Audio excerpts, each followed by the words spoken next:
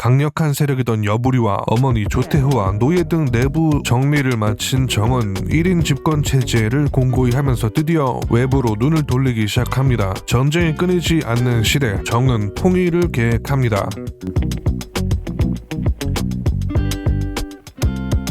진왕정은 병장기를 규격화시키고 병과를 세분화, 수직적인 명령체제, 역할에 따른 무기와 장비 개발, 병농일치제가 아닌 전문적인 군인 집단을 만드는 등 왕권 강화와 함께 군사개혁을 진행했습니다. 또한 북쪽으로는 흉노, 서쪽으로는 강족, 남쪽으로는 백월이라고 불렸던 주변 오랑캐들을 통일전쟁 전에 시작해서 국경을 안정화시켰습니다. 대규모 토목공사를 진행해서 진나라 전역에 관계수를 정비했으며 한때 취소될 뻔했지만 진나라 특유의 적극적인 인재 등용을 계속해서 다양한 외국 출신의 인재들을 등용했습니다. 그렇게 다양한 준비를 하고 기원전 236년 본격적인 통일전쟁을 시작합니다. 진나라 자체가 이미 천하의 3분의 1 영토를 가지고 시작했으므로 진나라를 제외한 6국의 협동을 막고 이간질을 시키며 분열시키는 양상이었습니다. 진나라의 통일전쟁 시기 6국의 왕들은 대부분 그렇게까지 뛰어난 군주들이 아니었으므로 6개의 소국들과 이미 강한 진나라가 밀어붙이는 싸움이라고 보면 되겠습니다. 만화 킹덤이 이 시기를 다룬 것으로 유명한데 극적인 재미를 위해서 엄청 험난하게 그려지지만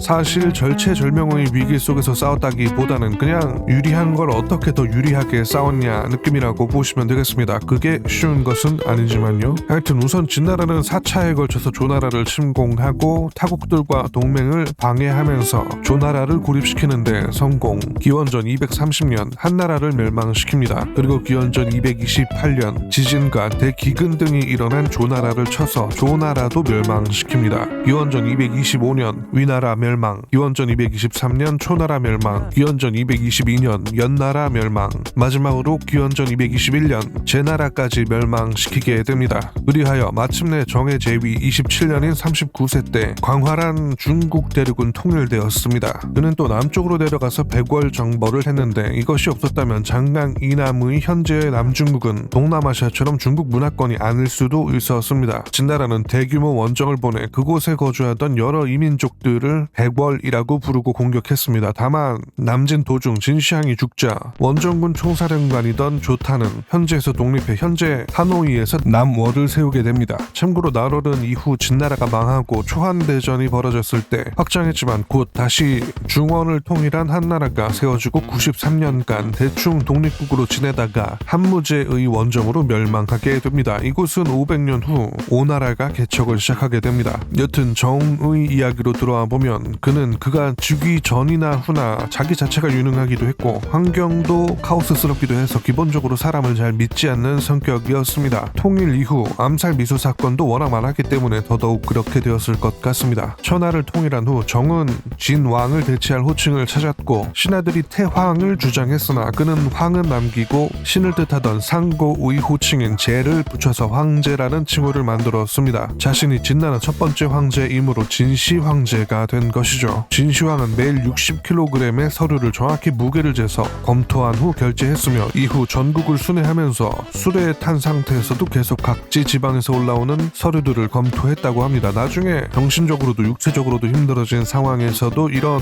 과로는 계속되었다고 합니다. 시황제가 된 후 그의 업적은 일단 550년간 계속되었던 끝없는 전쟁의 시대를 끝내버린 것입니다. 단순히 무력으로 찍어 누른 것만이 아니라 통일 이후 지방 정권이 비대해지지 않도록 했으며 법과 사상을 중국 전역의 통치 이념으로 삼아서 역사책, 법령, 농사, 천문, 점술, 의학 등 실용서적을 제외한 대부분의 책들을 없앴습니다. 그 전까지 수많은 나라들과 사람들이 있었지 않겠습니까? 당연히 하나로 통합해버리면 별의별 내용들이 많은 기록물들을 관리해야 했겠죠. 하지만 이 과정에서 분석행위처럼 자기가 정해놓은 것 이외의 책들을 전부 태워버리고 유학자들도 묻어버리고 하는 등 광기가 벌어지기도 했습니다. 제자백가의 기록물들을 포함해서 춘추 전국시대의 수많은 책들이 날아가는 사건이었죠. 중국사에서 이런 사상 탄압, 금서령, 분서령은 이후로도 많이 일어났습니다. 문화대혁명도 장난 아니었죠. 여튼 분서갱유로 고대 기록물들이 소실되었지만 특히 묵가 쪽 기록들이 법가의 카운터였던지라 다 날아가고 골목이 끊겼다고 합니다. 500년 넘게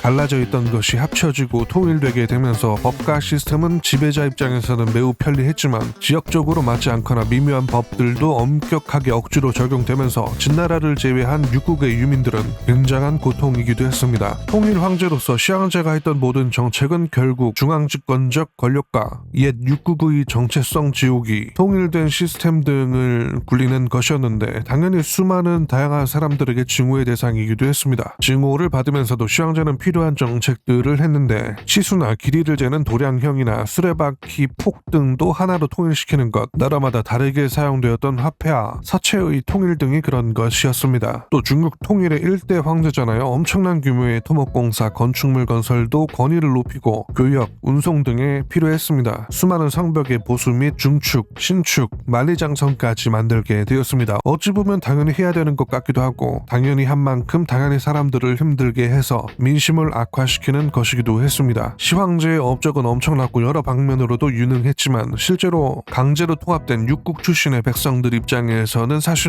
가혹한 제도와 형벌, 피지배민이라는 신분, 애당초 진나라 출신이 아니었으므로 공도 세우지 못했으니 감면되거나 계급에 대한 플러스도 없었습니다. 각종 대규모 건설의 인력 동원, 과도한 증세 등도 여러모로 진나라 멸망의 씨앗이 되었습니다. 시황제는 민생을 돌보라는 신하들의 말을 무시하고 화를 내며 만리장성 건설 현장에 보내버리거나 하는 등의 모습을 보여주며 슬슬 크레이지맨의 모습을 보여주기 시작했습니다. 시황제는 엄청난 권력만큼이나 수많은 암살 미수 사건들을 겪었으며 꾸준히 복용하던 수은 그를 점점 광기로 몰아갔습니다. 노년에 막가는 사람들이 많죠. 원래 그냥 광인이었을 수도 있고요. 유능한 정복군주의 모습을 보여주던 초반 치세와는 달리 시황제는 점점 암군으로 변해가기 시작했습니다. 대규모 건설로 인력과 국가 예산을 날려먹는 한편 불로불사를 꿈꾸면서 불로초를 찾아오라고 한국을 포함해서 각지로 사람들을 보냈으며 미신에 빠져서 시간과 돈을 낭비하기 시작하게 되었습니다. 그 명석하던 치세 초반의 모습은 점점 역사 속 미친놈 시리즈에 걸맞게 광인이 돼가고 있습니다. 시황제는 즉위 직후부터 통일 이후까지 70만 명을 동원해서 초대형 무덤을 만들었는데 병마용 등으로 유명한 그 거대한 진시황릉이 이겁니다. 엄청난 규모의 유적이라 가치가 엄청나죠. 하지만 후대의 이야기고 당시 살아가는 시대에서 무덤의 존재가 국가와 국민들에게 이득이 되었을 리는 당연히 없었을 겁니다. 말년에 시황제는 점쟁이의 점괘를 믿고 사기꾼들에게 불로불사의 약이라며 잡초를 사고 부적도 사는 등 멍청한 짓을 했습니다. 수은 중독에 불로불사와 미신에 집착한 진시황은 늘 사기를 당하면서도 계속 속아 넘어갔고 암살을 두려워해 황간인 조고 없이는 누구도 만나지 않았습니다. 당연히 조고의 권력은 비대해져 갔습니다. 통일에 매우 큰 기여를 하고 법률 체계를 만든 이사마저도 조고에게 아첨할 지경이었습니다. 기원전 210년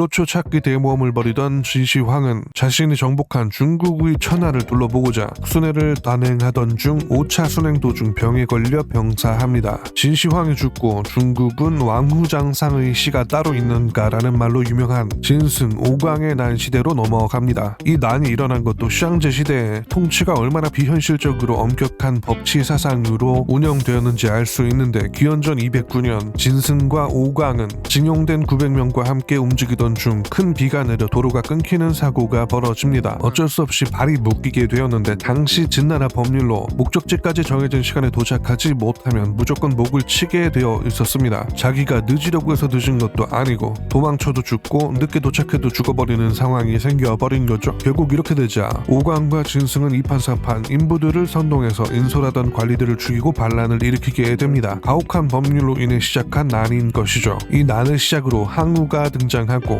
유방도 나오면서 초안전쟁, 그 다음으로 한나라 건국으로 시대가 이어집니다. 시황제는 매우 뛰어난 인물로 전국 통일 이후 치세 초기까지 명군이었으나 이후부터 점점 미친놈이 되어가서 나중엔 허망한 최후를 맞았습니다. 원래 자기가 뛰어난 데다가 스스로 모든 걸 처리해야 하는 성격이었으니 남을 믿지 못하는 만큼 불로불사에 집착했던 것도 자기를 대신할 사람이 없다고 생각해서 그런 걸지도 모르겠습니다. 말년에 판단력이 흐려진 후에 행해진 뻘짓들은 가히 중국 스케일에 미친놈스러웠다고 할 수 있겠습니다. 근데 중국 황제 중에는 워낙 크레이지들이 많아서 시황제는 사실 오히려 좀 평범하게 미친 것 같기도 하고 그렇네요. 여튼 역사 속 미친놈 시리즈 이번에는 시황제 짧게 다뤄봤습니다.